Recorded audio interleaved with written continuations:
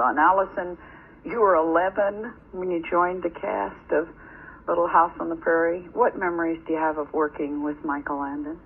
Well, the best way I can describe being on Little House on the Prairie, it was sort of a 7-year frat party. Really? And Michael was the head frat brother. It really was. He had an incredible sense of humor. I mean, my earliest memory was really, I guess, the live frogs and the mouse. The what? Well, Michael had this thing that he would occasionally do, especially like if women were on the set who had a crush on him or anything, would take a live frog or a lizard and pop it in the corner of his mouth. We had a lot of little ones on location. Just get it right in the edge there, and then come up behind people and tap them on the shoulder and go, "Hi," and let it leap out. Oh. This was very popular. He liked to do that.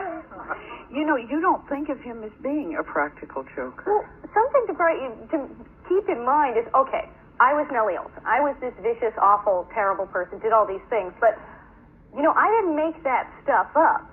Michael was writing a lot of the scripts and was also directing the shows. So if you keep it in mind that while I was doing all those things to Laura and beating her up, that it was Michael Landon who was off to the side yelling, hit her again, this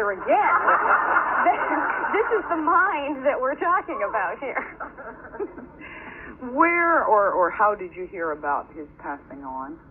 Well, I was at my office. I work with a program called Tuesday's Child in Los Angeles. We work with children with AIDS, and I was at work, and interestingly enough, I had an interview already set that day with Entertainment Tonight, and they were on their way up in the elevator when I heard that he had died, and I was on the phone with Melissa about the time they showed up, and I just found it literally minutes before the interview, and it was very weird because they kept saying, well, was he this and was he that? And I said, you know, he's only been dead 30 minutes. Could we not use the past tense for just a second here? Sure.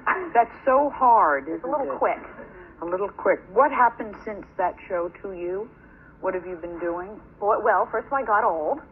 No.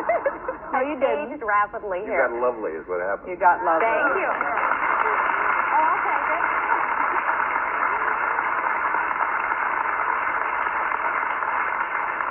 Well, you know, it's not hard to be better looking than Nellie Olson, of course. Not really difficult. Well, I got to do a lot of things. I did the usual Love Boat and Fantasy Island and dinner theater, and I got to travel. Since then, I've gotten married, and 3 years next spring, and I've gotten very involved with AIDS.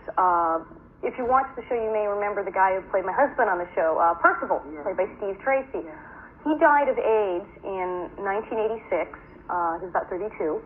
And we were very good friends, and I was put in a very strange position of here, this guy was married to on TV, has AIDS, and he went very public with his diagnosis. And I had to do something. I had to get information for myself and to help other people.